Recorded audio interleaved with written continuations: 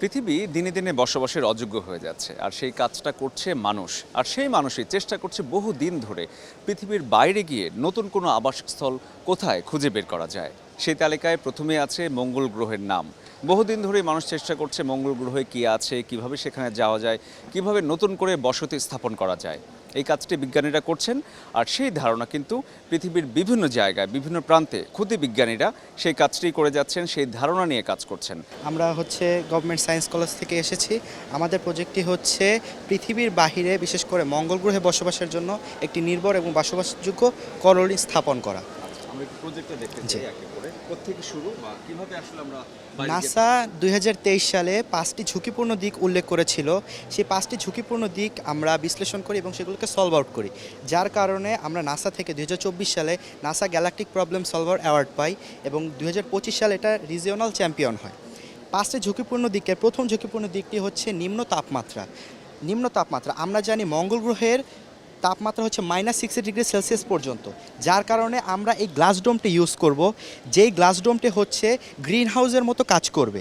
এই গ্রিন হাউসের মতো কাজ করলে এর ভেতরে সার্বক্ষণিক তাপমাত্রা থাকবে 17°C থেকে 18°C পর্যন্ত। যেহেতু আমরা জানি একটি গ্রিন হাউসের ভেতরে সূর্যের তাপ ঢুকতে পারলেও সেটি সহজে বের হতে পারে না, এবং যাতে সম্পূর্ণভাবে বের হতে না পারে এবং এটির ভিতরে যাতে একটি স্বাভাবিক তাপমাত্রা থাকে, যার কারণে আমরা এই গ্লাস ডোমটি 2টি লেয়ার বিশিষ্ট করব।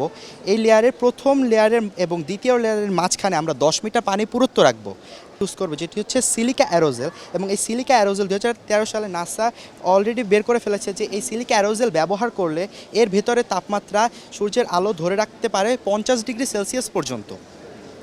এবং এই 50°C যদি ধরে রাখতে পারে, এর মাধ্যমে আমরা এটি করতে পারছি। এখন হচ্ছে যেহেতু ওই জায়গায় অক্সিজেনের অভাব রয়েছে, এখন আমরা অক্সিজেন দুইভাবে উৎপাদন করতে পারছি। একটি হচ্ছে জৈবিক এবং হচ্ছে কৃত্রিম। প্রথমে আসলে জৈবিক উপায় কীভাবে আমরা উৎপাদন করব। জৈবিক হচ্ছে দুইটি, একটি হচ্ছে আমরা হাইড্রোফোনিক সিস্টেম ব্যবহার করব। হাইড্রোফোনিক সিস্টেমটি কি? হাইড্রোফোনিক সিস্টেমটি হচ্ছে মাটি ছাড়া শুধুমাত্র পানির মাধ্যমে গাছ উৎপাদন। আমরা পানির ভিতরে কিছু পুষ্টি উপাদান দেবো, যার ভিতরে আছে নাইট্রোজেন, ফসফরাস, খনিজ লবণ ইত্যাদি জাতীয় দ্রব্য। আমরা ইউজ করলে এর ভিতরে এক ধরনের শক্তি প্রয়োগ হবে, যেটির মাধ্যমে আমরা এই জায়গায় শুধুমাত্র পানির মাধ্যমে গাছ উৎপাদন করতে সক্ষম হব।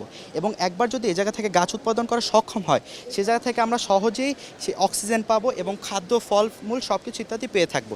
এবং তখন একটি বনাঞ্চলে পরিণত হলে তখন আমরা মঙ্গল গ্রহে বসবাসের জন্য একটি সুন্দর বাসস্থান তৈরি করতে সক্ষম। এটা তো অনেক কস্টলি একটি প্রজেক্ট। আমরা জানি যে পৃথিবী থেকে চাঁদে যেতে $1 মিলিয়ন খরচ হয়ে থাকে, কিন্তু সে জায়গা দিয়ে বিজ্ঞানীরা সর্বোচ্চ 1 সপ্তাহ থেকে 10 দিন থাকতে পারে।